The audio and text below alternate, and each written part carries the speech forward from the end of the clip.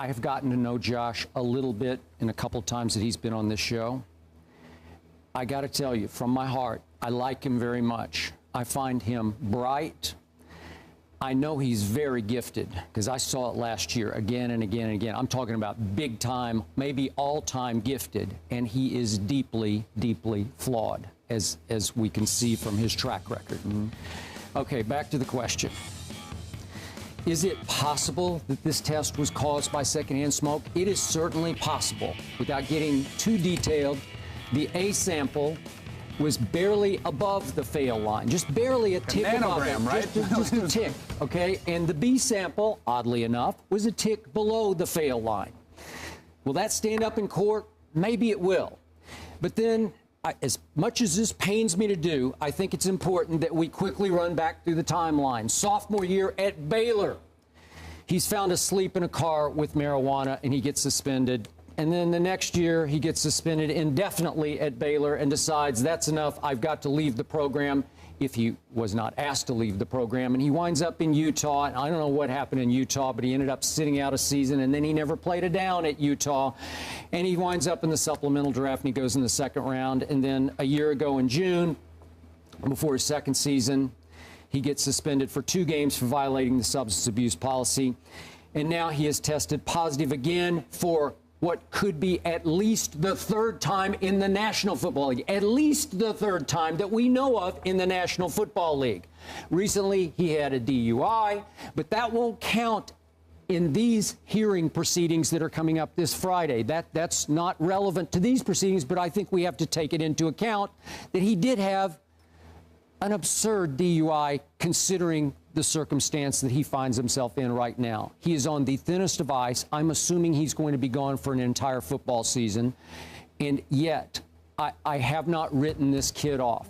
He needs somebody to tough love him. You know, please talk me off this ledge if you guys will, but I'm hanging in with this kid because when I look in his eyes, I see smart in his head, but I see flawed.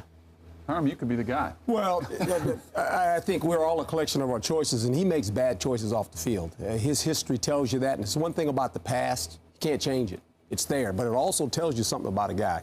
And whether it was secondhand smoke or not, that has nothing to do with it. Whether the league decides to suspend him for a year or 6 weeks or whatever it may be, what does the club do? And we said this earlier before this came up. We said this 2 weeks ago when this subject came up that he was tested positive again. And we can all sit here and say, well, it's only marijuana. And I get all that.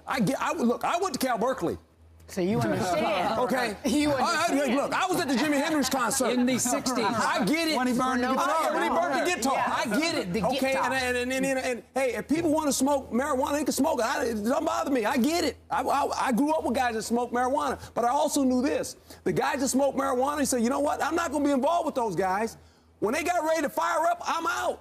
I'm gone. I don't want to put myself in that position. What he's got to realize is this. He always seems to be around the situation. He's got to remove himself. And we can say we don't like the rule, but here's the problem. In the National Football League, players are taught to play within the framework of the rules. We don't like the tackling rule. Guess what? If you can't change tackling, you can't play. We don't like the way the quarterback gets protected. I get it, but it's in the rules. You got to adjust. The rules of the National Football League say if you're tested and you test positive, got 1 strike. You get 2 strikes. Get 3, you're out. So regardless of how it happens, those are the rules. We might not like them, you know, and we'll sit here and say, well, it ain't fair. Life's not fair. Life's about the rules. These are the rules. This is why we have a society that has rules. There's a yellow light when you come to every time you get ready to go. And there's the yellow light comes on, and it goes what? Some people slow down when they see the yellow light. Other people run through it. Well, I get to the yellow light, I go, you know what that means? You get 2 choices here. I can slow down, or I can run through and try to beat the red. But the problem is you keep running through that yellow light, eventually, bam, you get in a wreck. Yeah. This guy's had a bunch of wrecks. He keeps running that yellow light. He absolutely does. I mean, I think you're looking at a history. You talked about the bad decisions.